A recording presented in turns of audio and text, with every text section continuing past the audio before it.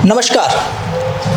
आज जो हमारे साथ मेहमान जुड़ रहे हैं वो बेहद ख़ास है। एजुकेशनलिस्ट हैं, फिलैंथ्रोपिस्ट हैं, अखिलेश यादव के बेहद नज़दीकी माने जाते हैं। पूर्वांचल में की सीटों में सबसे ज़्यादा वोटों से जीत कर मेंबर ऑफ पार्लियामेंट हुए। हमारे साथ घोसी लोकसभा के सांसद राजीव राय जी हैं। सर, बहुत स्वागत है आपका। कैसे हैं आप? बिल्कुल ठीक, धन्यवाद आपका। पैदाइश आपकी बलिया में हुई, पढ़ाई लिखाई भी कुछ बलिया में हुई और फिर आप यूपी कॉलेज चले गए। जी, कैसे छात्र थे तब आप? बहुत ही अनुशासित था। अपने गुरुजनों का बहुत प्रिय छात्र रहा। उन लोगों का आशीर्वाद, मार्गदर्शन मुझे रहा और नसीब जहाँ जहाँ ले गई, जो मौका मिला, मैंने कोशिश किया कि 100% खरा उतरूं। यूपी कॉलेज जो है वो छात्र राजनीति का एक केंद्र माना जाता है। वहाँ से आपने राजनीति नहीं शुरू किया? नहीं, सक्रिय तो मैं भी था, निष्क्रिय तो नहीं था, लेकिन मुझे एहसास हुआ, मेरे पिताजी का एक्सीडेंट हो गया था, बहुत सारी बातें हैं कि पहले करियर ज़रूरी है, क्योंकि मैं बड़ा था परिवार में, पिताजी का एक्सीडेंट हो चुका था, तो जिम्मेदारियां सामने थी और फैंटेसी पीछे था, तो मैंने जिम्मेदारियों को चुना। राजनीति करने की इच्छा होती थी तब? मैं शुरू से राजनीति में बहुत इंटरेस्टेड रहा हूँ, शुरू से बहुत इंटरेस्टेड रहा हूँ। जब छोटा था, मेरे पिताजी जनेश्वर मिश्र जी के साथ रहा करते थे और चंद्रशेखर जी के भी अति प्रिय थे। चंद्रशेखर जी मुझसे एक बार कहे कि राय साहब ज़िंदगी भर मेरे साथ रहे, 80 वाला छोड़कर। 80 में जब जनेश्वर मिश्रा जी लड़ गए थे चंद्रशेखर जी के खिलाफ, जब लोकदल वाला हुआ था, उस समय पिताजी जनेश्वर मिश्रा जी के साथ हो गए थे। तो हम लोग रहते थे वहाँ बालेश्वर मंदिर के पास, काली मंदिर के पास, और सामने आदित्यनाथ के मंदिर के पास उनका कार्यालय था, जनेश्वर मिश्रा जी का। तो बचपन में मैं वहाँ जाया करता था। और ये जनता मार्केट पर, बनारसी चौराहे पर जनता मार्केट के पास जब चंद्रशेखर जी का कार्यालय था, जिसमें दैनिक जागरण का ऑफिस था ऊपर, तब हम लोग बिल्ला वाला लेने जाते। तो इंटरेस्ट तो शुरू से रहा, लेकिन जैसे आदमी बड़ा होता जाता है, जिम्मेदारियाँ सामने आती रहती है, तो निर्णय करना पड़ता है, क्योंकि और कोई सपोर्ट नहीं था। तो मैंने निर्णय लिया कि मुझे परिवार में बड़ा बेटा होने का फ़र्ज अदा करना है पहले, और कुछ हो गया तो फिर।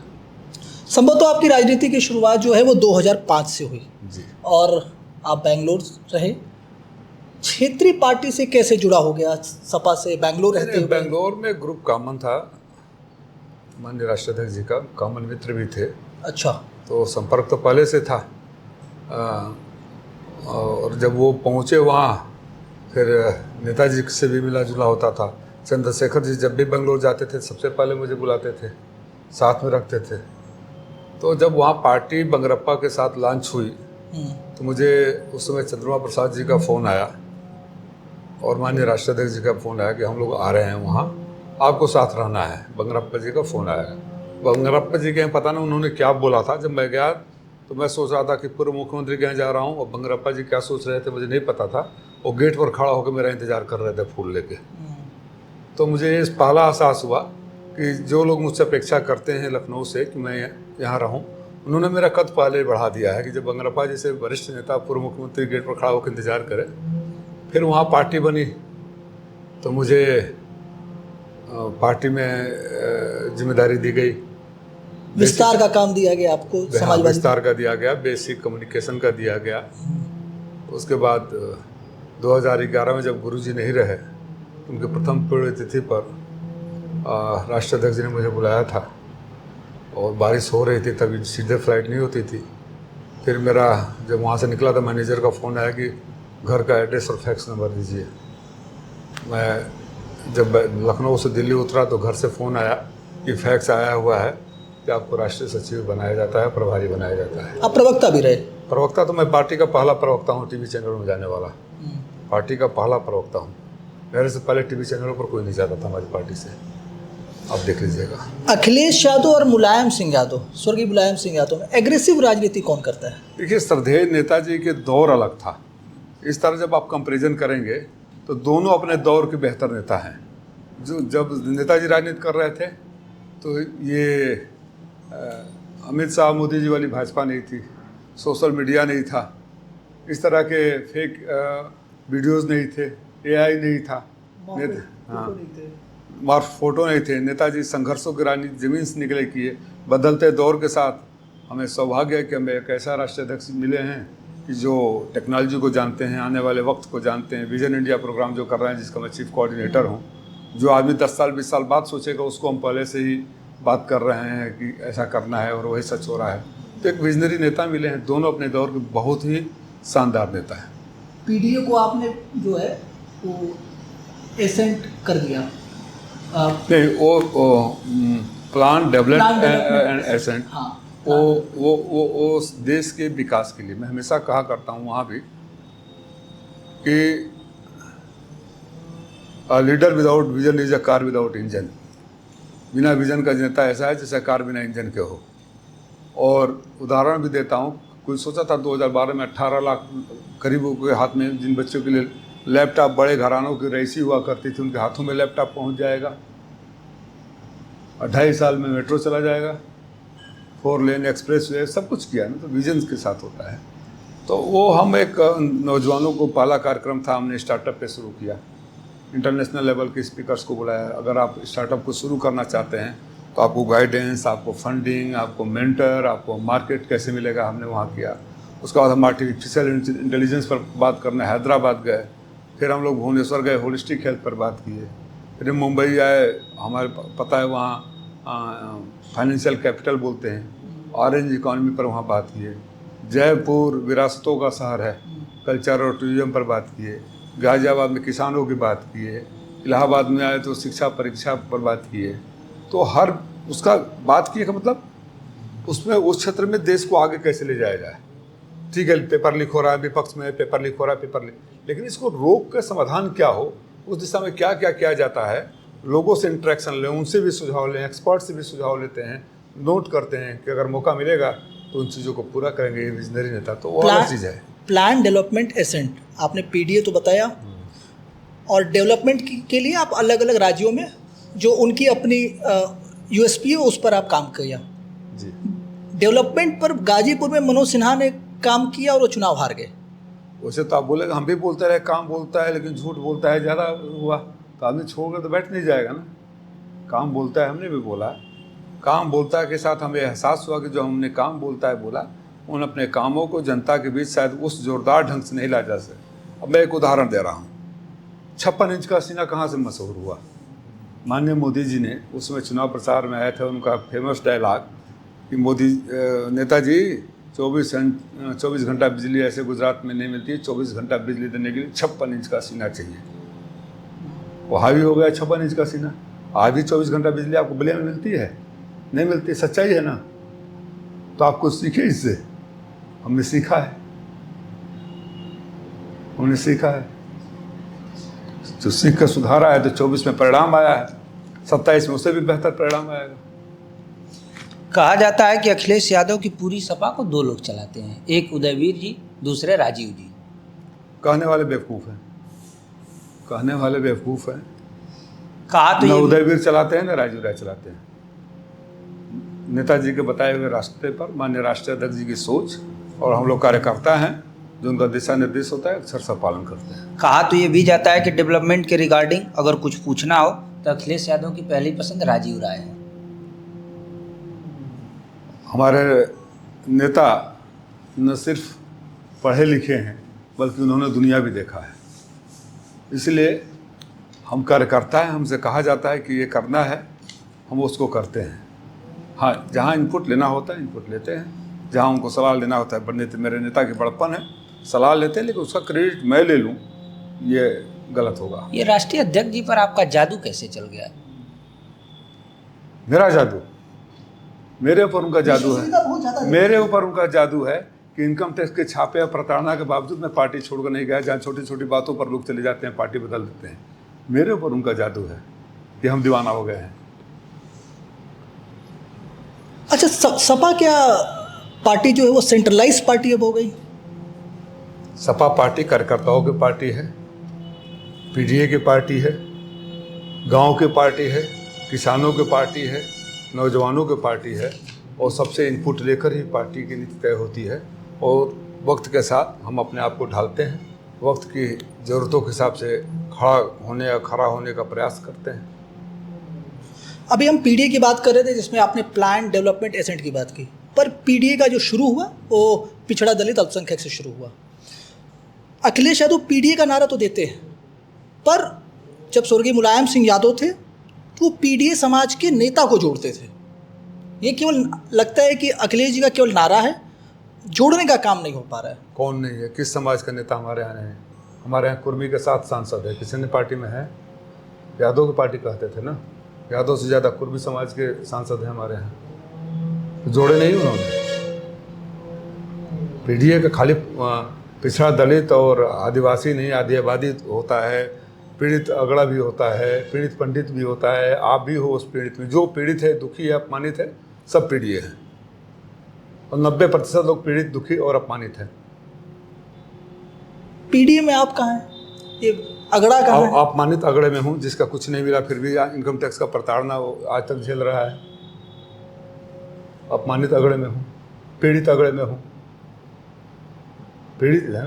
2022 में यहाँ 2021 18 दिसंबर को छापे पड़े, 17,000 रुपये तो मिले थे। पीड़ित हूँ तो पीडीए में हूँ। और ऐसे मेरे जैसे तमाम लोग पीड़ित हैं। मलाई तो कुछ चंद लोग काट रहे हैं, तमाम लोग पीड़ित हैं। क्या यूपी में जातिगत राजनीति हावी है? देखिए, आप आंख बंद कर लेने से समस्या दूर नहीं होती। जात एक सच्चाई है, मैं बड़े बेबाकी से बोलूँगा। आप बोल रहे हैं ना कि मनोज सिन्हा जी भी कार्य किए थे। देश का कोई ऐसा राज्य बताइए जहाँ 2.5 सालों में मेट्रो चल गई हो, रिकॉर्ड टाइम में एक्सप्रेस वे बन गया हो, ITCT आ गई हो। 18 लाख बच्चों को उसमें मजाक उड़ाया करते थे इनकम टैक्स में, अरे लैपटॉप हमने दे दिया। हर घर में बेरोजगारी भत्ता, क्या नहीं किया। लेकिन अब उससे उस रास्ते को तो छोड़ नहीं देंगे ना आप। आपका एक समीकरण जो है, आपका मतलब समाजवादी पार्टी से कि एक समीकरण जोड़ के बताया जाता है, MY समीकरण, जो कहा जाता है कि बहुत सबसे मुफीद जो समीकरण है समाजवादी पार्टी की, जो MY समीकरण है। क्या इसलिए पीडीए का नारा आया, इसको एक जनता में एक परसेप्शन बदलने के लिए? मैंने बताया कि सबसे ज़्यादा सांसद किस समाज के हैं, वो साबित भी किया है ना, खाली नारा नहीं है। हम लोग भारतीय जनता पार्टी की तरह हर तीन जिले बाद एक नया नेता का नारा नहीं देते हैं, किसको मुख्यमंत्री बनाना है, किसको बना दिए, जिसका जहाँ वोट हो उसको मुख्यमंत्री बना देते हैं चुनाव से पहले, चुनाव के बाद किसी और को बैठा देते हैं। और हर राज्य में हुआ, मध्य प्रदेश में हुआ, राजस्थान में हुआ, उत्तर प्रदेश में हुआ। उत्तर प्रदेश में क्या? अब आपको भी पता है कि कौन मुख्यमंत्री बना और कैसे मुख्यमंत्री बने। तो विधायक दल का नेता तो विधायक दल योगी आदित्यनाथ चुने गए। अब विधायक दल का नेता कैसे चुना जाता है ये अभी आपको पता है, उसको बहस न करें तो अच्छी बात है। आप समाजवादी पार्टी के प्रवक्ता हैं, आपने कहा पहले शायद वहाँ प्रवक्ता, बंगलौर में आप पहले प्रवक्ता हुए थे। बेंगलोर नहीं, मैं लखनऊ से। राष्ट्रीय प्रवक्ता आप पहले। योगी सरकार में अफसरशाही को आप कैसे देखते हैं? बेलगाम, बेपरवाह, अहंकारी, निरंकुश, और योगी जी को घेर लिए हैं चारों तरफ से। योगी जी टेक्नोलॉजी नहीं समझते हैं, लैंग्वेज का बैरियर है, उनकी अपनी लिमिटेशन है। जो उन्होंने शुरू से राजनीति किया वो एक दूसरी धारा की राजनीति थी। अखिलेश जी के साथ अधिकारियों की चलती नहीं थी क्योंकि वो समझते थे। इनके यहाँ उनको सपने दिखाते हैं। अफसरशाही सरकार में हावी है? निश्चित रूप से हावी है। आप किसी भारतीय जनता पार्टी के विधायक मंत्री से काम करा लीजिए, और जिस तरह से जगह जगह भारतीय जनता पार्टी के सांसदों विधायकों का पत्र बाहर आ रहा है कि अधिकारी नहीं सुन रहे हैं, वीडियो वायरल हो रहा है, ऑडियो वायरल हो रहा है, इसके बावजूद सबूत की जरूरत है।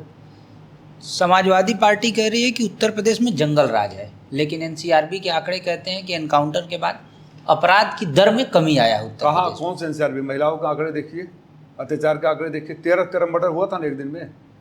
एक छोटा सा घटना हो जाता था तो मीडिया दिखाती थी अखिलेश का जंगल राज। 13 मर्डर हुआ उस दिन, क्या दिखाया? उस दिन जंगल राज था या राम राज था? कौन सा ऐसा दिन है जहाँ बलात्कार, हत्या, मर्डर, लूट नहीं हो रही है? अपराध नियंत्रण भी जो हो रहा है, उस समय डायल 100 राष्ट्रीय अध्यक्ष जी ने जो न्यूयॉर्क के तर्ज पर लाया कि मजबूरी हो जाएगी कि लोकेशन आ जाएगा। पहली बार वो टेक्नोलॉजी आई कि कितने दूरी से फ़ोन आ रहा है और वहाँ डायल 100 की गाड़ी पहुँचेगी और वहाँ लखनऊ में रजिस्टर्ड हो जाएगा केस, तो पुलिस मजबूर हो जाएगी। उससे हो रहा है, 10-90 से हो रहा है। अब 100 को 112 कर दो या 480 कर दो, उससे फर्क तो नहीं पड़ने वाला है ना।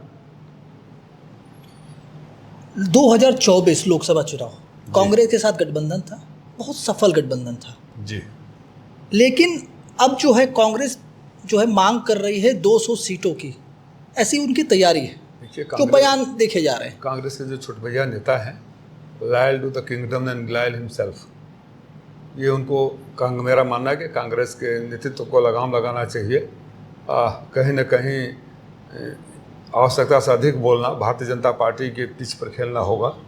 हम भी बोल सकते हैं कि हम नहीं देंगे, लेकिन हमारे यहाँ से किसी नेता का बयान आता है? नहीं आता है ना। कांग्रेस में कुछ घाती दस्ते होते हैं जो हर बार वो कांग्रेस के लिए सेल्फ गोल करते हैं। पर इसको मैनेज कैसे करेंगे आप? मैंने जैसे 2024 में हुआ, वैसे दोनों पार्टी के शीर्ष नेतृत्व तो बैठेंगे। मुझे लगता है कि जब लक्ष्य एक है कि भारतीय जनता पार्टी के साथ शासन से मुक्ति दिलानी है, तो सही निर्णय होगा। बयान तो आपकी तरफ से भी राजकुमार भाटी जैसे नेताओं के लगातार आते रहते हैं, ये समाज में विद्रोह पैदा नहीं करते? राजकुमार भाटी ने वो माफ़ी मांग लिया, पूरा वीडियो दिखा दिया, कंटेक्स्ट दिखा दिया, उन्होंने उसको सही नहीं ठहराया, और उन्होंने क्या बोला था वो सही, उस आज भी हम नहीं मानते कि वो सही था। राष्ट्रीय अध्यक्ष जी ने भी उनसे कहा कि ऐसे बयानों पर रोक लगना चाहिए। भारतीय जनता पार्टी की तरफ से जो बयान आते हैं, राम जादे कौन जादे और गोली मारो और क्या क्या आते हैं, उनको मंत्री बना दिया जाता है। ऐसे बयान, जहरीले बयान वालों को पुरस्कृत किया जाता है, हमारे यहाँ मना किया जाता है। और माफ़ी मांग ले, इंसान को गलती का एहसास हो जाए, तो उसको क्या करेंगे आप? सपा जो है किंग मेकर की भूमिका में क्या इस बार रहेगी गठबंधन में? चूँकि कांग्रेस जो है वो बराबरी का हक मांग रही है, तो सरकार बनाएगी, सपा के मुख्यमंत्री होंगे, इसमें कोई शक नहीं होना चाहिए। सहयोगी दलों के साथ सरकार बनाएगी, किंग मेकर होगी या किंग होगी ये वक्त बताएगा। सरकार सपा की बनेगी, मुख्यमंत्री सपा का बनेगा। क्या फिर इंडिया गठबंधन जो बना है राष्ट्रीय स्तर पर, उसका फ़ायदा उत्तर प्रदेश में आपको मिल रहा है या सरदर्द बना हुआ है? इस सरदर्द की अभी तक तो 24 में हमने इतिहास रचा, तो सरदर्द तो हम नहीं बोलेंगे जब तक कि कोई सेल्फ गोल करने वाले फिर सरदर्दी ने पैदा कर दे। चलिए, सुबसपा के राष्ट्रीय अध्यक्ष हैं ओम प्रकाश राजभर। अखिलेश यादव उनके लिए कहते हैं कि दगा हुआ कारतूस है, कैसे देखते हैं? उनके बारे में न बोलना ही बेहतर होगा। ऐसे व्यक्ति जिनको मैंने कहा था चुनाव में कि तीनों बाप बेटा को बकबकाइटिस की बीमारी है, जैसे इंसेफ्लाइटिस होता है, मेनिंजाइटिस होता है, उससे ज़्यादा बोलने की बीमारी है, और जितना बोलेंगे मेरा वोट बढ़ेगा, साबित हो गया। तो ऐसे व्यक्ति जो कब किसको गाली देंगे, कब किसको, आप लोग इतना महत्व क्यों देते हैं? क्यों महत्व देते हैं? महत्व किसको दिया जाता है? आप अच्छे पत्रकार हैं, आप अच्छी बातें पूछेंगे, अच्छे बोलेंगे, वो करेंगे। आप गाली गलौज करेंगे तो आपको अच्छा पत्रकार नहीं कहा जाएगा ना। आप कभी मोदी जी को गाली देंगे, कभी अमित शाह को गाली देंगे, कभी योगी जी को गाली देंगे, कभी क्या कहेंगे, कभी महेंद्र पांडे को गाली देंगे, फिर इधर आएंगे तो उधर गाली देंगे। तो ऐसे लोगों को ये राजनीति के नाम पर कलंक है। वो कहते हैं जिसकी पार्टी होगी उसका बाजा बजाएंगे। हाँ, तो बाजा बजाने वालों को बाजा आप क्यों बजा रहे हैं? मत बाजा बजाइए, उसका ख़त्म करिए उसको। ये तो लोकतंत्र के चौथे स्तंभ की भी जिम्मेदारी बनती है ना। जाए बाजा बजाता रहे, कोई सुनने वाला ना हो। इस बार ख़त्म हो जाएगी कहानी। बार्गेनिंग पावर उनकी कम हुई है, ऐसा अखिलेश यादव जी कह रहे हैं। कुछ है ही नहीं है। वो भारतीय जनता पार्टी ने उनको ख़त्म करने का रास्ता बना लिया है। भारतीय जनता पार्टी ख़त्म कर देगी, देख लीजिए, लिख कर रख लीजिए। टिकट बंटवारा होगा ना, कितनी सीटें मिलेगी, अब लिख लीजिए। अगर संतुलन नहीं बना तो सपा की तरफ भी आ सकते हैं। हमारे यहाँ का दरवाज़ा बंद है, स्पष्ट शब्दों में दरवाज़ा बंद है। कोई बार्गेनिंग नहीं, कोई बात नहीं करेगा, किसी को इजाज़त नहीं बात करने की। वो कह रहे हैं जो है 23 सांसद संपर्क में है, इसका नेतृत्व आप कर रहे हैं, बलिया से हो रहा है। जिसका अपना खुद का विधायक उसके संपर्क में ना हो वो 23 से 26 बात कर रहा है। पूछना कभी कि आपके विधायक संपर्क में है। अब मैं नहीं चाहता हूँ कि उनकी बात को इतना आपका अपना समय बर्बाद करूँ उन पर बात करके। He does not deserve to waste my time. इतने नाराज क्यों हैं आप? मैं नाराज़ नहीं हूँ। मेरे पास उतना टाइम नहीं है कि आलतू फालतू लोगों के बारे में मैं अपनी ऊर्जा और अपना समय बर्बाद करूँ। आप देख रहे हैं सुबह से मेरा दिनचर्या कैसे चल रहा है, भीड़ कितनी नीचे बैठी हुई है। मेरे लिए मेरे मालिक महत्वपूर्ण है कि ऐसे बाजा बजाने वाले महत्वपूर्ण हैं। जो नीचे बैठे हैं सब मेरे मालिक हैं। सबके आशीर्वाद से इतिहास रचा गया है यहाँ। राम मंदिर दर्शन को नहीं गए अखिलेश यादव जी, विश्वनाथ मंदिर भी कम ही जाते हैं। कितनी बार भी तो डिम्पल जी कल परसों विश्वनाथ मंदिर थी। उन सबसे बड़ा मंदिर देश का अपने गांव में बनवा रहे हैं, केदारेश्वर का। आपको भी मैं आमंत्रित करता हूँ। सर्टिफिकेट किससे चाहिए? जिन्होंने हम राम को लाए हैं वहीं से चोरी करके शुरू कर दिया। आपने सीट की चोरी की, MP MLA की चोरी की, पार्टियों की चोरी की, दक्षिणा तो छोड़ दिए होते। किसको कौन सर्टिफिकेट दे रहा है? लेकिन मथुरा कृष्ण भूमि भी जाने से वो परहेज करते हैं। कुल देवता है। गोवर्धन का विस्तार किसने किया था? किसने किया था? उनके राज्य में कितना मथुरा में कार्य हुआ? कभी जाइए देखिए, शिलालेखों को देखिए, रिकॉर्ड निकालिए, RTI से मंगवा लीजिए। किसी से परहेज नहीं करते हैं। भारतीय जनता पार्टी के नैरेटिव, उतना बड़ा मंदिर, ऐतिहासिक मंदिर, केदारनाथ का दर्शन नहीं कर पाते थे लोग। केदारेश्वर का मंदिर है, वो भी उस रेखा पर जहाँ साक्षात भगवान शंकर का विराजमान होते हैं। और जिस दिन वो लिंग रखा गया, अगले दिन वहाँ आप लोगों ने देखा नाग देवता ने प्रकट हुए थे, फोटो भी वायरल हुआ था। मैं उतना धार्मिक परिवार नहीं देखा। मंदिर के मामले पर आपने अभी आपने कहा कि भाजपा जो वो नैरेटिव बनाने में सफल रहती है, ये मंदिर के मामले पे सपा नैरेटिव क्यों नहीं बना पाती? देखिए, नैरेटिव बनाने में सफल रही थी। हर चीज़ एक्सपायरी डेट के साथ आता है। जो उज्जैन में हुआ, जो भी बद्रीनाथ का आ रहा है मामला, जो यहाँ की चोरी का मामला आ रहा है, राम मंदिर का आ रहा है, अब पूरी जनता तो एहसास हो गई। मेरी नम्मा ने भी चंदा दिया था, वो भी रो रही थी। तो नैरेटिव बनाने में सफल रहे। जिनके लिए धर्म सत्ता पाने का साधन हो, मंदिर बनाने का, मंदिर पैसा कमाने का साधन हो, तो उसके लिए काम करते हैं। क्या ये कहना गलत होगा कि भाजपा मंदिर की राजनीति करती है तो सपा भी मस्जिद और कब्रिस्तान की बात करती है? अभी तो मैंने आपको केदारेश्वरनाथ का मंदिर के लिए बात बताया। अभी तो मैंने केदारेश्वर का मंदिर। सपा समाजवाद की राजनीति करती है, PDA की राजनीति करती है, गरीबों को, किसानों को आगे बढ़ाने की राजनीति करती है, नौजवानों को हाथों में लैपटॉप और नौकरी देने की बात करती है। उत्तर प्रदेश जैसे अविकसित जिलों में घर घर एम्बुलेंस पहुंचाने की बात करती है, डायल 100 देने की बात करती है, IT सिटी बनाने की बात करती है, एक्सप्रेसवे बनाने की बात करती है, बेरोजगारों को रोजगार देने की बात करती है। कार सेवकों पर गोली चलवाने का पश्चाताप है केदारेश्वर मंदिर? आप पत्रकार है, पता करिए उस समय चीफ सेक्रेटरी कौन था, नृपेंद्र मिश्रा कहाँ है? सबसे पहले इस देश में भगवा आतंकवाद का नाम किसने दिया, पता है आपको? भगवा आतंकवाद RK सिंह ने बोला था, गृह सचिव थे कांग्रेस गवर्नमेंट में, और बुलाकर उनको मंत्री बना दिया। नृपेंद्र मिश्रा ने ऑन रिकॉर्ड कहा कि तत्कालीन मुख्यमंत्री ने कोई आदेश नहीं दिया था, प्रशासनिक निर्णय था, उनको वहाँ मंदिर का मुखिया बना दिया। आपने कभी सवाल पूछा? आप लोगों ने, आप मतलब मीडिया कम्युनिटी से मैं बोल रहा हूँ, आप दो से नहीं बात कर रहा हूँ, मीडिया ने कभी सवाल पूछा कि जिस व्यक्ति के रहते हुए चीफ सेक्रेटरी और जिसने ये कहा है कि मुलायम सिंह का कभी उसमें हाथ नहीं रहा है, उसको आपने मंदिर का हेड और प्रधान PMO में रख दिया। जिस व्यक्ति ने इस देश में पहली बार भगवा आतंकवाद का नाम दिया, उसको आपने केंद्र में मंत्री बना दिया। तो ये साजिश किसकी थी? आपने कहा जिसने गोली चलवाई उसको ट्रस्ट का अध्यक्ष बनाया। ट्रस्ट और PMO में ले लिए। तो जब गोली मुलायम सिंह यादव के कहने से नहीं चली थी, तो आज चोरी योगी आदित्यनाथ के कहने से कैसे हुई होगी, ये कैसे स्पष्ट? नहीं, हम तो ये नहीं कह रहे कि योगी आदित्यनाथ ने कहा कि चोरी करवाया है। हम तो ये पूछ रहे हैं कि 65 बार आप वहाँ यात्रा करने गए, खाली फोटो खिंचवाने गए, और बचा क्यों रहे हैं? और पहले दिन योगी जी ने कहा था कि कुछ नहीं हुआ, अफवाह मत फैलाओ। अब तो सच बाहर आ रहा है। और एक यादव जो ड्राइवर था, उस पहले दिन यादव का नाम डाला गया, बड़े लोगों का नाम ही नहीं, 7 अन्य लोग हैं उनका नाम ही नहीं दिखाया गया। तो वहाँ पे आप राजनीति क्यों कर रहे हैं? आप तो योगी है ना, आप बोलिए कि मैं फांसी पर लटका दूंगा, जो का बुलडोजर चला दूंगा। बुलडोजर देख के पता चलता है, क्यों नहीं? वो जो पकड़े गए उनके घर पर बुलडोजर क्यों नहीं चल रहा है? चले। आपको जमीन घोटाला मामला नहीं है।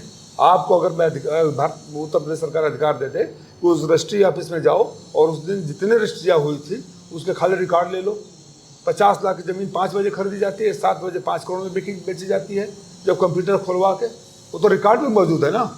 अगर योगी जी उसी दिन कार्रवाई कर दिए होते, भूमाफियाओं को जेल भेज दिए होते, तो शायद आज इतनी हिम्मत नहीं पड़ी होती। और ये रिकॉर्ड रहा है, जब आडवाणी जी रथ यात्रा लेकर निकले थे, कहिए तो मैं वीडियो दिखा दूं, उस समय समाजवादी पार्टी या कांग्रेस किसी ने नहीं कहा था, हिंदू महासभा ने कहा था, विश्व हिंदू परिषद वालों के जो पुराने कार्यकर्ता थे उन्होंने कहा था कि 1400 करोड़ रुपया सोना दान मिला था, खा गए सब। हमने तो नहीं कहा था ना। आप नृपेंद्र मिश्रा का भी जिक्र कर रहे थे, आपने कहा कि गोली चलवाई। क्या मुख्यमंत्री मुलायम सिंह यादव इतने कमजोर थे कि उनके सचिव ने गोली का आदेश दे दिया? सुप्रीम कोर्ट को एफिडेविट था, सुप्रीम कोर्ट का आदेश था, लॉ एंड ऑर्डर मेंटेन होना चाहिए। तो प्रशासन ने जो निर्णय लिया उसमें निर्णय लिया। सुप्रीम कोर्ट ने कहीं श्रद्धेय नेताजी का नाम, आज कितनी बार कोशिश किया कि कहीं उनका नाम नहीं आया। और मान लो कि अगर भारतीय जनता पार्टी की बात सही है तो मुलायम सिंह दोषी हैं और नृपेंद्र मिश्रा भगवान है, और आर.के. सिंह जिन्होंने भगवा आतंकवाद, उससे पहले देश में सुना था किसी ने भगवा आतंकवाद, उनको मंत्री बनाकर पुरस्कृत कर दिया। तमाम ऐसे सुना दूंगा, मैंने तमाम ऐसे सुना दूंगा। हेमंत बिश्व शर्मा क्या बोला करते थे, उनको आपने मुख्यमंत्री बना दिया। दोषी तो सब है ना, क्यों किया? जिस व्यक्ति ने ऑन रिकॉर्ड बोला, मैं थोड़ी बोल रहा हूं मुलायम सिंह ने नहीं चलाया था, नृपेंद्र मिश्रा ने खुद बोला ना, उनका अपना स्टेटमेंट है ना। जब उनका अपना स्टेटमेंट है तो उनको पीएमओ में क्यों लेकर गए, ट्रस्ट का अध्यक्ष क्यों बनाए? इसका सवाल आप लोग वहां क्यों नहीं पूछते हैं? आप किसी भाजपा नेता का इंटरव्यू करिएगा तो अगली बार पूछिएगा, पूछना चाहिए आपको। हमने जब इंटरव्यू किया था तो उन्होंने कहा कि, नारद राय ने कहा कि भाई मुख्यमंत्री तो, जो मैंने आपसे सवाल पूछा कि मुलायम सिंह यादव थे। आप जिसका नाम ले रहे हैं उस समय उन्हीं के साथ थे, छोड़ दिए होते उसी समय। No comment. आप पूर्व सपा नेताओं के पर कमेंट करने से बच रहे हैं आप? मेरा संस्कार नहीं है। श्रद्धेय नेताजी ने और जनेश्वर मिश्रा जी ने मुझे ये नहीं सिखाया है कि किसी के ऊपर व्यक्तिगत और ओछी टिप्पणी की जाए। मैं कभी नहीं करता, किसी के ऊपर नहीं करता। वो मेरे संस्कार में नहीं है कि मैं किसी को कुछ भी बोल दूं। क्या 2024 लोकसभा चुनाव के परिणाम समाजवादी पार्टी को एक संजीवनी दे गया, एक नई ऊर्जा दे गया? निश्चित रूप से जब रणनीति सफल होती है तो नया जोश और नया ऊर्जा मिलता है, मन का उत्साह बढ़ता है और आगे बढ़ने का मन करता है। लेकिन भाजपा को जो है सरकार बनाने से रोक नहीं पाए। हमने तो उत्तर प्रदेश में रोक दिया था, और यही परिणाम अगर मध्य प्रदेश में आ गया होता, कर्नाटक में आ गया होता, उड़ीसा में आ गया होता, खैर तो सरकार बैसाखियों पर आई। लेकिन लोकतंत्र का यह अपमान है कि जनता ने एक फैसला दिया कि हम आपको बैसाखी पर रखेंगे, सरकार से बाहर नहीं कर रहे हैं, लेकिन आपको पूर्ण बहुमत नहीं देंगे। लेकिन उसी सरकार ने चुनाव आयोग, इनकम टैक्स, ईडी, सीबीआई पैसे को लेकर जनता के फैसले को रौंद रही है और पार्टियों को तोड़ रही है। ईवीएम पर भी आपको शंका है? ईवीएम उन देशों ने बैन कर रखा है जहां पैदा हुई। ईवीएम जहां बनी उन देशों ने बैन कर रखा है। लेकिन ईसीआई के सामने विपक्ष जो है वो कोई साक्ष्य नहीं रख पाया। तमाम लोगों ने रखा है ईसीआई को साक्ष्य। तो मैं 5वां घर चुनाव आयोग से 5वां कोठी मेरी है, और मैंने 15,000 फर्जी वोटों का और सदन में दिखाया था, चुनाव आयोग को लिखा, उस पर तो संज्ञान ही नहीं लिया। सुप्रीम कोर्ट गए, सुप्रीम कोर्ट में हमने फिर डाला, उनके जवाब देने बंद हो गया, हमारे को हमको नोटिस इशू किया। हर बात सुप्रीम कोर्ट, अब सुप्रीम कोर्ट की बात आ रहे हैं। कितनी पीड़ादायक बात है कि मिलावट कहते हैं कि 27 लाख लोग इस बार वोट नहीं देंगे तो अगली बार भी देंगे। कभी सोचा था ये वोट का वैल्यू होता है, एक वोट से जीत और हार होती है। इस देश में एक सीपी जोशी हुआ करते थे, एक वोट से हार कर मुख्यमंत्री नहीं बन पाए, और अटल जी की सरकार गिर गई एक वोट से। हाँ, एक वोट से सरकार अटल जी की गिर गई, और आप बोलेंगे 27 लाख लोग नहीं दिए तो क्या अगली बार दे देंगे, तो क्या कहा जाए। मैं कोई कमेंट मिलावट लोगों पर नहीं करना चाहता हूँ, लेकिन देश के लोग नाराज तो हुए। आप अमित शाह की जो है संगठनात्मक कार्यशैली को कैसे देखते हैं?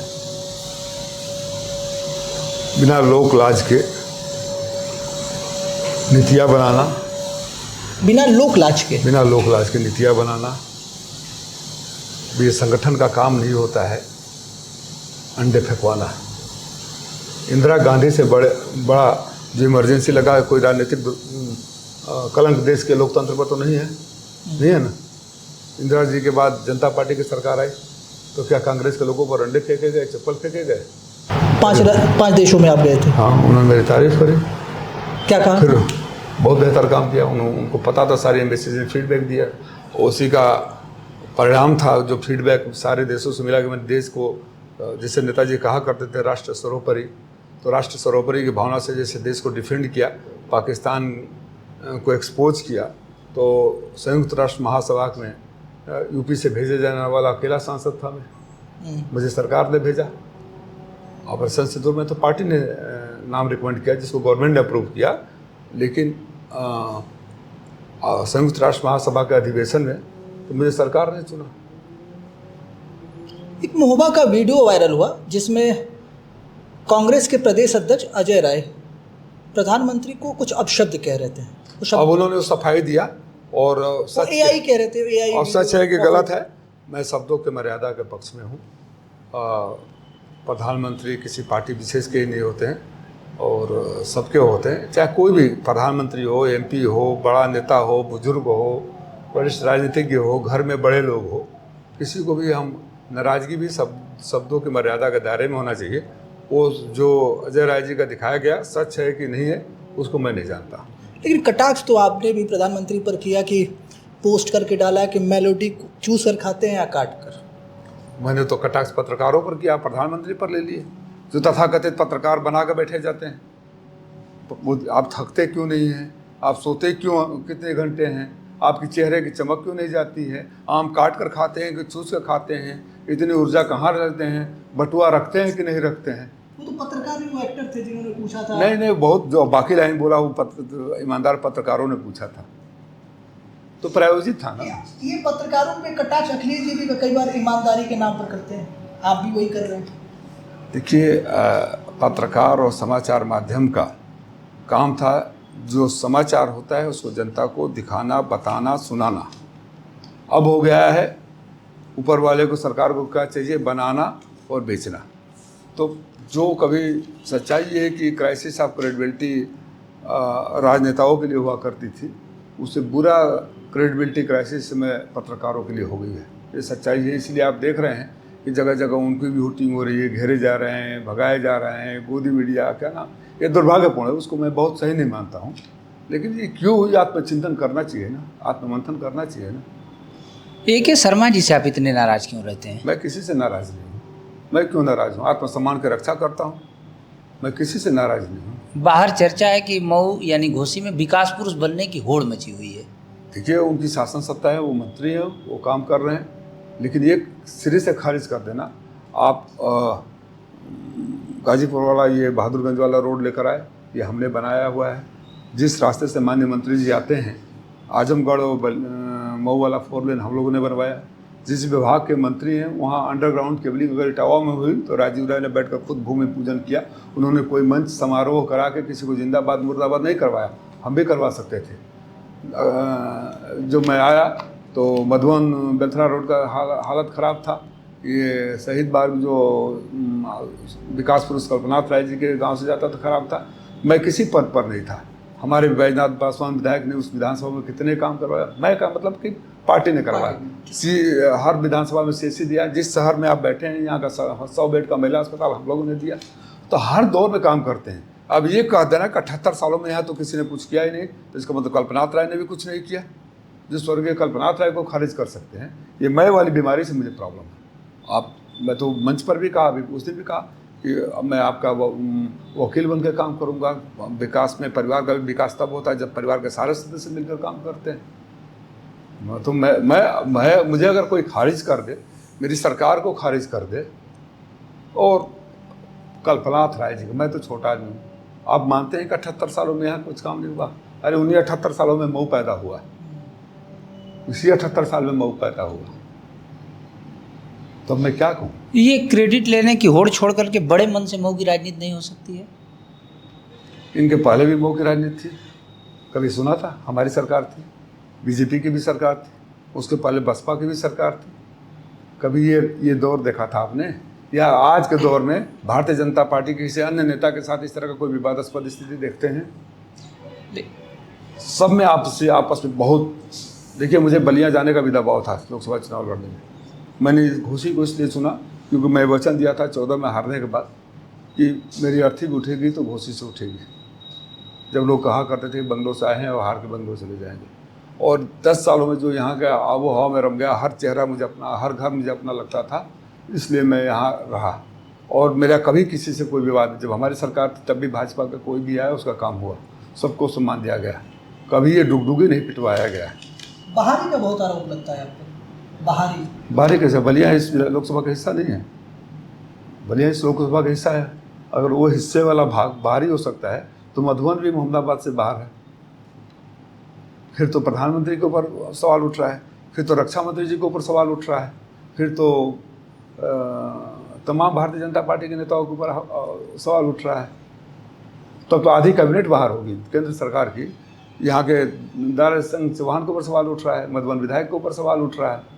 आप सिर्फ अपने व्यक्तिगत राजनीति के लिए, मैं कोई अपने व्यक्तिगत फायदे के लिए, व्यक्तिगत डायलॉगबाजी के लिए कोई ऐसी बात नहीं बोलूँगा कि लोग मेरे नेता के ऊपर उंगली उठाएं। राजनाथ सिंह जी लखनऊ के हैं, मोदी जी बनारस के हैं, दारा चौहान यहाँ के हैं। आप कैबिनेट उठाकर देखिए कितने लोग हैं।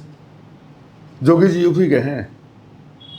लोग तो ये भी बोल रहे हैं कि जोगी जी पर निशाना था, क्योंकि कुछ दिन पहले जोगी जी आकर बोल गए थे मत चूको चौहान। जोगी जी यूपी के हैं नहीं है ना, ये उत्तराखंड का है ना। फिर ऐसी सोच क्यों रखना? ये वैचारिक लड़ाई है या पार्टी को खुश करने के लिए है? दोनों तरफ से। नहीं, मैं पार्टी को खुश करना, मेरा नेता हमेशा मेरे से खुश रहता है और मेरे से कोई कंपटीशन में मेरे नहीं है, और मेरा नेता का विश्वास मेरे ऊपर है। वो राजनीति कभी की नहीं। अगर वो राजनीति करता तो अन्य पार्टियों के भी नेता हैं, भारतीय जनता पार्टी के अन्य मंत्री भी हैं, कभी किसी विवाद देखा है मेरा? हमारी सरकार थी तो कभी ऐसे इस तरह का माहौल देखा आपने? हमने आजमगढ़, अभी कल्पना करिए, आजमगढ़ मऊ का 4 लेन बना, अगर वर्तमान समय में बना होता तो कितना गाजा बाजा क्या क्या हो गया होता, क्या हो गया होता। उनके गांव में पहला रास्ता मैंने बनवाया था, उसको जब मैंने कहना शुरू किया तो पत्थर तोड़वा दिए। समाजवादी पार्टी का पीआर कमजोर है इसका मतलब? देखिए, ये तो मानना पड़ेगा, जो भारतीय जनता पार्टी के पास तंत्र है, संसाधन है, उसका कोई मैच नहीं है। हमारी ताकत हमारे कार्यकर्ता है, हमारे पीड़ित लोग हैं, हमारे पीडीए है, नेता का किया हुआ कार्य है और लोगों का उनके ऊपर भरोसा है। उनकी ताकत ईडी है, सीबीआई है, इनकम टैक्स है, मीडिया है, चुनाव आयोग है, पैसा है। कल राष्ट्रीय अध्यक्ष जी आए थे भारतीय जनता पार्टी के लखनऊ में जी, देखे ना हुजूम के संवड़ था सड़कों पर। हमारा नवरत्न एक छोटा बच्चा है ना, वो खड़ा हो जाए तो अधिक भीड़ हो जाएगी, उससे ज़्यादा भीड़ नीचे खड़ी है, आप देख के आए होंगे, और सुबह से इंतजार कर रही है, मैं रसना से आया हूँ। तो ये समन्वय ठीक न होना मऊ की जनता का ज़्यादा नुकसान कर रहा है। दुर्भाग्यपूर्ण है, मैं इससे खुश नहीं हूँ और मैंने निर्णय किया है कि मुझे इस तरह के राजनीति से दूर रहना है। वो अगर कहते हैं कि ताजमहल भी मैंने बनवाया तो जी बिल्कुल बनवाया है। मंच साझा करना, जब तक उन तत्वों के साथ वो चलेंगे जिन तत्वों की वजह से भारतीय जनता पार्टी के तमाम वरिष्ठ नेता बहिष्कार करते हैं उनके किसी मंच का, उनको तो विजय राजभर नौजवान साथी से सीखना चाहिए। मैं उनको शुभकामनाएं भी देना चाहता हूँ। उनका मैंने देखा सम्मान समारोह हुआ, पूरे भारतीय जनता पार्टी के लोग मंचों पर थे। आत्मचिंतन करेंगे, उनके मंच पर कोई वो नहीं होता है। जब तक ऐसे तत्वों के साथ और इस तरह के राजनीति करेंगे, मैं किसी ऐसे मंच को साझा नहीं करूँगा। उनके किसी भी बात का जवाब देना अपनी ऊर्जा और अपने समय को बर्बाद करना है।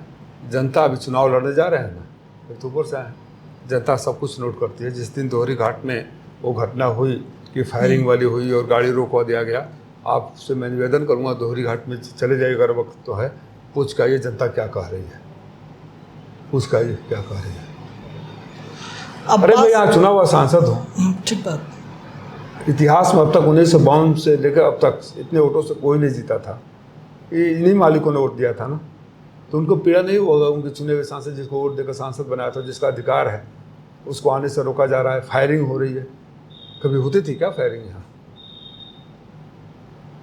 गाड़ी लगा कर जाम कर दो, ऐसा कभी होता था क्या? लेकिन हम लोग समाजवादी। बताइए, महिला उनकी मोर्चा के बहनें आई, वो हमारी बहन भी है ना।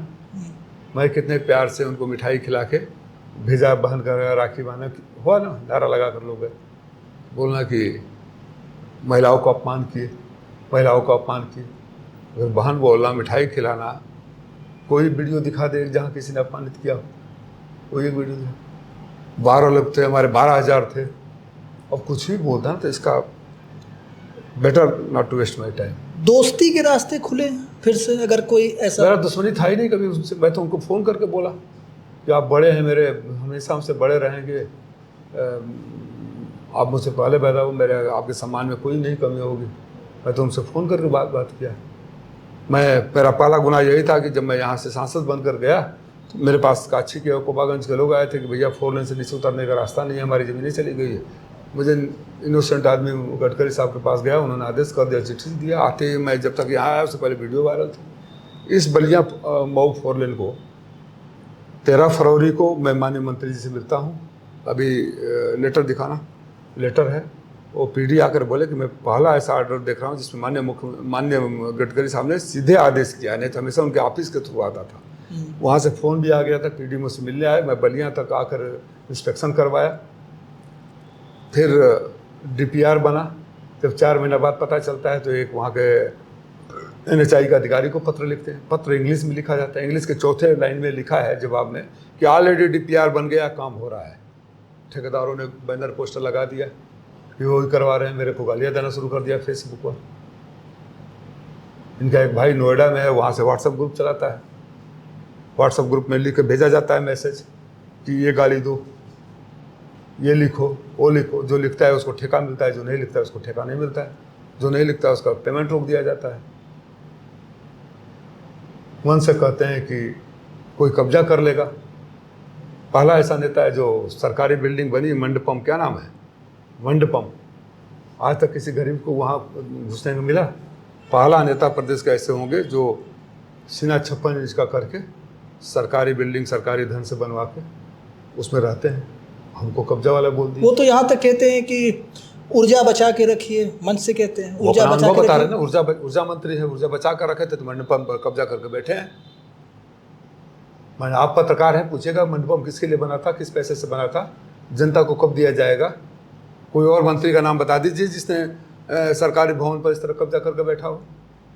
मैंने तो आज तक कुछ नहीं कहा। मैं नहीं कह सकता था, विपक्ष में हूँ, सांसद हूँ, मैं आवाज़ तो उठा सकता था ना। मैं तो कभी उनके सम्मान को ठेस लगे ऐसी कोई बात नहीं करी। और आज वो जब उन्होंने, उस दिन भी मैं मंच पर गया, हाथ मिलाया, मैं भाषण छोड़ कर जाकर हाथ मिलाया, प्रणाम किया। मैंने सबको यही बोला कि हम लोग परिवार के लोग हैं, एक दूसरे की रिश्तेदारियाँ, उठना बैठना। और जहाँ केंद्र में बात करते वहाँ भी हमारे सारे मित्र हैं। हमको उसी सरकार ने ऑपरेशन सिंदूर में भेजा था, उसी सरकार ने मुझे यूनाइटेड नेशन में भेजा, उसी सरकार ने मुझे इंडो ब्रिटिश पार्लियामेंट्री ग्रुप में रखा है, उसी सरकार ने सबसे ज़्यादा कमेटियों में मुझे रखा है। तो नीचे हम क्यों झगड़ा करते हैं? मैंने पीएमओ में अधिकारी रहे। हाँ, पीएमओ में अधिकारी रहे। जो अच्छे अधिकारी थे मोदी जी ने दिल्ली में रख लिया, जैसे जयशंकर जी हो, अश्विनी वैष्णव हो, वो पेट्रोलियम मंत्री हो, सबको वहाँ रख लिया। गाजीपुर आप जाते हैं, विनीत राय हत्याकांड, जो विनीत राय की हत्या होती है, बिंदु होटल के मालिक रहते हैं, उनका घर जाते हैं, संवेदना प्रकट करते हैं। और आप ही की पार्टी के सांसद है अफजाल अंसारी, वो कमलेश बिंद के घर जाते हैं जिसका एनकाउंटर पुलिस ने किया, जिसने हत्या किया। ये कैसी जुगलबंदी है? हत्या किया है तो न्यायालय करेगा ना। पुलिस का काम है किसी को पकड़कर न्यायालय के कानून के हिसाब से उसको पेश करना। हमें जिस अपराधी का नाम उनके घर वालों ने बताया, विनीत राय के पिताजी ने बताया, वो तो अपराधी आज भी नहीं पकड़ा गया है। हमें तो, ये तो पुलिस ने कहा ना इन्होंने हत्या किया। हमें जो विनीत राय के पिताजी जो नाम बताया, मीडिया के सामने जो नाम बताया, कमलेश बिंद उस नाम में नहीं था। उन्होंने मुख्य आदमी जिसको बताया, जिसको पकड़ कर पहले भी पुलिस को दे चुके थे, वो क्या कौन पांडे, शंकर पांडे थे, जिसके नाम से वो तमाम मुख्यमंत्री को कई पत्र लिखे थे, जिसने पहले भी हंगामा कर चुका था, एक बार पकड़ कर पुलिस को भी सौंप चुके थे। वो क्यों नहीं पकड़ा गया? क्योंकि भारतीय जनता पार्टी के राज्यसभा सांसद के पति के संरक्षण में पलता है। आप दोनों लोग अपना वोट साध रहे हैं, कौन सा? नहीं, राजीव राय और अफजाल अंसारी। वोट साधने का बाद जहाँ अन्याय हुआ कोई ना कोई पार्टी का नेता पहुंचा। विनीत राय के घर नहीं गए अफजाल अंसारी? नहीं गए तो दूसरे के घर गए, उनके अपने हैं। हमारी पार्टी में कोई डिक्टेटरशिप तो है नहीं कि आप इनके यहाँ जाएंगे उनके यहाँ नहीं जाएंगे। मेरे तो राष्ट्रीय अध्यक्ष जी ने भी उस परिवार के लिए ट्वीट किया, विनीत राय के परिवार के लिए ट्वीट किया। देश से बाहर थे, वो लगातार मेरे संपर्क में थे, देश से बाहर थे राष्ट्रीय अध्यक्ष उस समय और मेरे संपर्क में थे। मैंने उनको ब्रीफ भी किया, ये घटना है। हाल में ही हम लोगों ने एक पॉडकास्ट किया था अतुल राय का। अतुल राय ने कहा कि 2029 की तैयारी कर रहे हैं घोसी लोकसभा चुनाव। स्वागत है, तो उसका अधिकार है, इसमें कोई परेशानी वाली क्या बात है? हर आदमी का अधिकार है। वो यहाँ के सांसद रह चुके हैं, फिर से लड़ना अगर चाहते हैं तो उनका अधिकार है, उसमें मुझे क्यों आपत्ति होनी चाहिए? समीकरण कहता है अगर 2 भूमिहार लड़ेंगे तो फायदा तीसरे को होगा। ये जनता फैसला करेगी ना, ये तो जनता फैसला करेगी। खाली भूमिहारों से यहाँ जीत हार थोड़ी होती है, खाली भूमिहारों से जीत हार नहीं होती है ना। मुझे खाली भूमिहारों को वोट नहीं मिला था ना, मुझे तो समाज वोट का कुछ तो बंटवारा होगा। समाज का जितना मेरा जीत का फासला था, जितने वोटों से जीता उतने भूमिहार भी यहाँ नहीं है। सच्चाई है, जितने वोटों से मैं जीता उतने भूमिहार यहाँ नहीं है। भूमिहार इसलिए खाली भूमिहार के वोटों से जीता हूँ, ये कहना उन तमाम अपने लोगों का अपमान होगा जिन्होंने कास्ट, रिलीजन, पार्टी लाइन से ऊपर उठकर मुझे आशीर्वाद दिए। भूमिहार पार्टी समाज लाइन से ऊपर उठने का मतलब? जब मैं चुनाव लड़ा तो मैं सबका शुक्रगुजार हूँ कि कोई ऐसे पार्टी, कोई ऐसा जाति, कोई ऐसे बिरादरी नहीं था, कोई ऐसा नहीं था जिसने कम ज़्यादा परसेंटेज हो सकता है मुझे वोट नहीं दिया, मुझे वोट नहीं दिया। इसीलिए सारे रिकॉर्ड टूटे ना। क्या अरविंद राजभर के लड़ने से, आप जो वो पार्टी लाइन से ऊपर उठ की बात कर रहे हैं, क्या अरविंद राजभर के लड़ने की वजह से वो मेरे भाजपा का 10 सालों का समर्पण, 10 सालों की यहाँ कोई नहीं दिखता था तो कुछ भी बात हो जाता था। तो वो राजीव भैया है ना, यहाँ 24 घंटा मेरा ऑफिस 10 साल तक लगातार चलता रहा। प्रभात राय, मुन्ना यादव, संतोष मामा, देवनाथ, ये सारे लोग खाली एक ही काम है कि गाड़ियाँ यहाँ रहती है, कोई भी हो जाए। कोरोना में बच्चों को गोद लेना, शादी ब्याह कराना, घर घर दवाई पहुँचाना, अन्नपूर्णा बैंक शुरू करवाना, और 200 साल सिर्फ मैं दिखाई दिया तो सहानुभूति था। वो कोई लड़ता तो वो सहानुभूति था। अब मेरी जिम्मेवारी है कि जो उनका आशीर्वाद, जितने बड़ा जीत उतनी बड़ी जिम्मेवारी। आप पार्टी के प्रवक्ता हैं, इस नाते स्पष्टीकरण करना आपकी जिम्मेदारी भी बनती है। ओम प्रकाश राजभर के दावे के साथ साथ उप मुख्यमंत्री केशव प्रसाद मौर्य भी कह रहे हैं कि पार्टी में आपकी टूट हो रही है और इसका नेतृत्व बलिया से हो रहा है। आपने कहा कि मैं मानहानि का केस फाइल करूंगा। हाँ, कर दिया, नोटिस इशू हो गया है, आपको बता रहा हूँ। कार्रवाई हो गई? नोटिस इशू होता है ना, नोटिस इशू होता है, नोटिस आपको दिखाई दे देता हूँ। हम ऐसे थोड़े करते हैं। क्या आपको लगता है कि इस तरह के दावे पूर्वांचल में जातिगत और क्षेत्रीय आधार को ध्रुवीकरण करने के लिए ओम प्रकाश राजभर करते हैं? भाई क्यों आप उनको महत्व देते हैं? इतना तो आप योगी जी का, मोदी जी का नाम नहीं लिए, जितना उनका नाम लिए, जिनकी अपनी कोई हैसियत। अरे क्या लेता है? तो योगी जी ने कुछ नहीं है, मोदी जी कुछ नहीं है, गृह मंत्री जी कुछ नहीं है, उनसे बड़े हैं। योगी जी अगर अकेले उत्तर प्रदेश में सरकार बना पाते तो अनुप्रिया पटेल, ओम प्रकाश राजभर, इन लोगों का सहारा क्यों लेना पड़ता? तो इनसे बड़े नहीं है वो, इस बार ही खुद ही बेसहारा हो जाएंगे। आप, मैंने कहा उसी समय कि आप चुनाव आने दीजिए, अपना चुनाव भी नहीं जीत पाएंगे। इनके चुनाव में के लिए मैं प्रचार करने गया था, मेरी जिंदगी का सबसे बड़ी गलती थी। आपके टिकट दिलवाने में इनकी भी भूमिका रही है? किसकी? ओम प्रकाश राजभर की। ये दावा करते हैं, ये हम नहीं कह रहे। मुझे टिकट दिलवाया, अपने एक टिकट के लिए तो यहाँ से वहाँ तक गिड़ाते रहे। मैंने सुना कि 2019 में मैं टिकट के लिए गया था, 2019 में उनका गठबंधन था भाजपा से। आप लोग पूछते क्यों नहीं है? 2019 में उनको तो अकेले चुनाव लड़े, ढूंढ रहे हैं उनको। हाँ, वो समय नहीं दे रहे, उनको ढूंढ रहे। 2019 में हमारे पास क्या बोला उनका बेटा? हमारे पास आया था, 10 करोड़ रुपया दे रहा था। इसी लोकसभा जहाँ बैठे 39,000 वोट मिला और 40 जगह के आसपास खड़ा किए थे, हर जगह जमानत जब्त हुई। उस आदमी को 10 करोड़ दे, मैं इतना मंदबुद्धि का दिख रहा हूँ? पूर्वांचल में बड़ा वोट फैक्टर है उनके पास, आप उनको अंडर एस्टिमेट कर रहे हैं।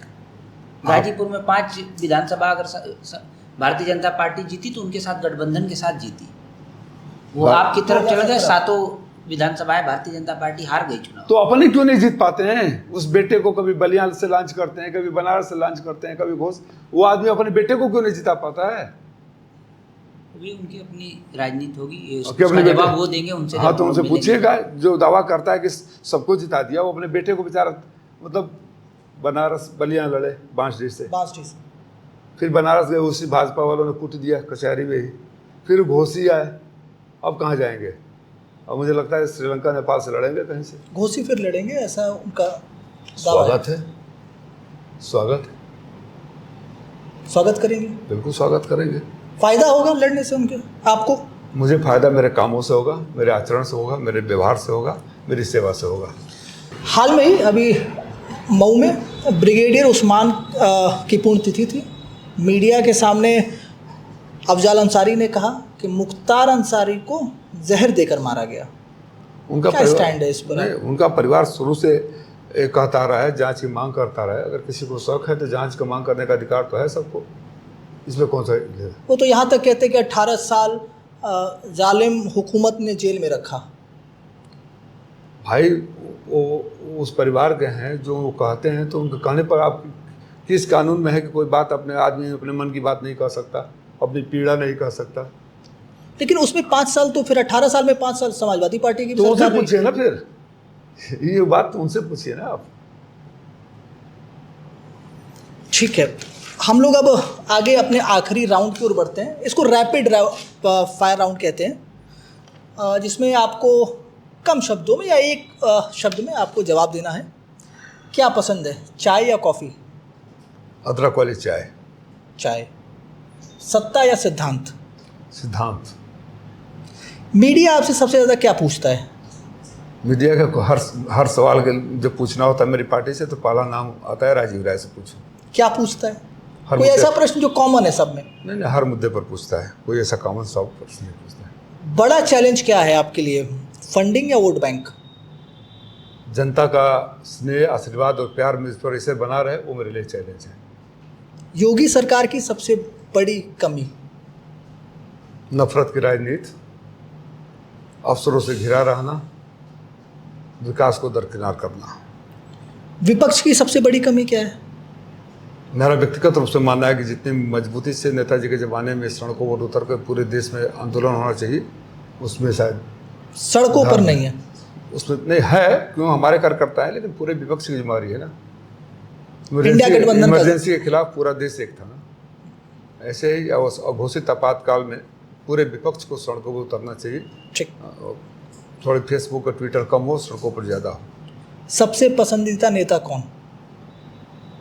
कई हैं वर्तमान में, अखिलेश यादव और अखिलेश यादव। मैं अपने को सौभाग्यशाली समझता हूँ कि स्वर्गीय चंद्रशेखर जी, मेरे गुरु स्वर्गीय जनेश्वर मिश्रा जी, श्रद्धेय नेताजी, 3 महान विभूतियों के चरणों में रहकर मुझे राजनीति का ककारा सीखने को मौका मिला है, राजनीतिक संस्कार सीखने को मौका मिला है। अपने को, मैंने गांधी को, जयप्रकाश नारायण को, लोहिया को नहीं देखा था, लेकिन बड़े गर्व से कहता हूँ कि मैंने चंद्रशेखर जी, जनेश्वर मिश्रा जी और श्रद्धेय नेताजी का देखा नहीं, बल्कि पुत्र की तरह मुझे उन तीनों ने प्यार दिया है। राजनीति में सबसे बड़ा धोखा किसने दिया? चलिए, कोई ऐसा कोई बहुत बड़ा धोखा नहीं है राजनीति में। जो आता है धोखों के लिए छोटे मोटे लोग तैयार रहता है। कोई ऐसा मेरे साथ ऐसी दुर्घटना भी नहीं हुई। एक शब्द में अखिलेश यादव? Visionary leader. एक शब्द में योगी आदित्यनाथ? मैंने पहले भी कह चुका हूँ, उस बात को बार बार कहना ठीक नहीं है। अब उसको अलग से कहता हूँ कि जोगी और मुख्यमंत्री दोनों के साथ न्याय नहीं कर पा रहे हैं। एक शब्द में Amit Shah? Shrewd politician. Shrewd. Mau का विकास पुरुष कौन? स्वर्गीय कल्पनाथ राय। सपा का भविष्य किसमें, गठबंधन या अकेले? सपा का भविष्य पीडीए के साथ है। आप गठबंधन नाम नहीं ले रहे। पीडीए में सब आ गए ना, बिना गठबंधन के पीडीए कैसे होगा? जो पीडीए में यकीन करेगा गठबंधन में रहेगा। कांग्रेस के लिए लगता है अब चिंता का विषय है, ये आपका जवाब? कांग्रेस के लोगों को हमसे चिंता करने की जरूरत नहीं है। अपने सेल्फ गोल करने वाले आत्मघाती दस्ते से चिंता करें। हमसे चिंता करने की जरूरत नहीं है। हमारे नेता जैसे बड़ा दिल वाला नेता नहीं मिलेगा। सबसे बड़ा राजनीतिक दुश्मन कौन आपका? राजनीतिक दुश्मन? राजनीति में कोई दुश्मन नहीं होता है। मेरा कोई दुश्मन नहीं है। विरोधी? सिद्धांतों की बात होती है, व्यक्तिगत व्यक्तिवादी में क्यों जाऊँ? मेरा सबसे बड़ा सिद्धांतों की बात हम लोग नहीं, सिद्धांत हमारे समाजवादी पार्टी है, भारतीय जनता पार्टी का अपने अलग है, हम वैचारिक मतभेद थे, लेकिन हमारे तमाम मित्र वहाँ भी है। व्यक्तिगत मित्रता हमने नेताजी से, जनेश्वर मिश्रा जी से और चंद्रशेखर जी से सीखा है कि विभिन्न राजनीतिक पार्टियों में होने का मतलब ये नहीं कि दुश्मनी हो। अगला सपा का सुप्रीमो कौन? अभी तो अखिलेश यादव जी हैं, आने वाला वक्त बताएगा। चर्चा डिम्पल यादव की भी है। ये चर्चा तो मैं पहली बार आपसे सुन रहा हूँ। मीडिया में चर्चा है, मेरे राजनीतिक गलियारों में होगी। हाँ, अभी तो माननीय अखिलेश यादव जी होंगे, हम पहली बार आपसे सुन रहे होंगे। हमसे मीडिया वाले भी रोज़ इंटरेक्ट करते हैं, हमसे किसी ने नहीं कहा। वो हमारी मतलब महिलाओं की सौम्य, सुशील, संस्कारित, पढ़ी लिखी, तेज वाली महिला नेता हैं, जिन पर पूरे प्रदेश के महिलाओं का, नौजवानों का भरोसा है। वो पूरे पार्लियामेंट में अपने संस्कार, अपने व्यवहार के लिए इज्जत कमाती है। क्रॉस द पार्टी लाइन, आप उनके विरोधी नहीं हो सकते। कोई आज तक उनके बारे में गलत नहीं बोला। ये कम कमाई है क्या उनकी अपनी? इससे बड़ा सम्मान कहाँ मिलेगा? 2027 का सीएम कौन? अखिलेश यादव। तय है? बिल्कुल तय है। 2027 में कितनी सीट? 300 पार। 300 पार। पार। गठबंधन के साथ, गठबंधन के बिना? अभी तो गठबंधन में है, तो गठबंधन के बिना की बात क्यों करें? गठबंधन रहेगा, इंडिया गठबंधन चुनाव लड़ेगा। सर बहुत बहुत धन्यवाद समय देने के लिए। ये थे राजीव राय। बहुत बेबाकी से सारे प्रश्नों का बहुत बेबाकी से जवाब दिया, कोई प्रश्न स्किप नहीं किया, न टाला। तो सर फिर से बहुत बहुत धन्यवाद। नए मेहमान के साथ फिर मिलेंगे, तब तक के लिए नमस्कार।